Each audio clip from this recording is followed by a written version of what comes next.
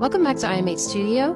Today I have this client coming in for a couple of rows of Invisible Weft. She wants to fill in some areas, add a little bit more volume, but have it be natural. So we custom colored this hair. It is included in the price. We're able to pick up on those nuances of sun kiss and highlight.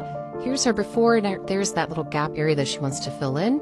And this is one row of the Invisible Weft install. It's super flat, goes up super easy. And so here's her before. And this is her after. She did want to cut it a little bit shorter, but as you can see, the hair extension matches her hair so perfectly, flawlessly, picks up on all those nuances. I love custom color, and it did the job as far as filling in those gaps in her hair. There you can see the Invisible Weft underneath the hood as we call it. They're so super flat. I was having a hard time actually finding it, but it goes up into a pony. Super nice. If you're interested in having this, book a consultation with us today.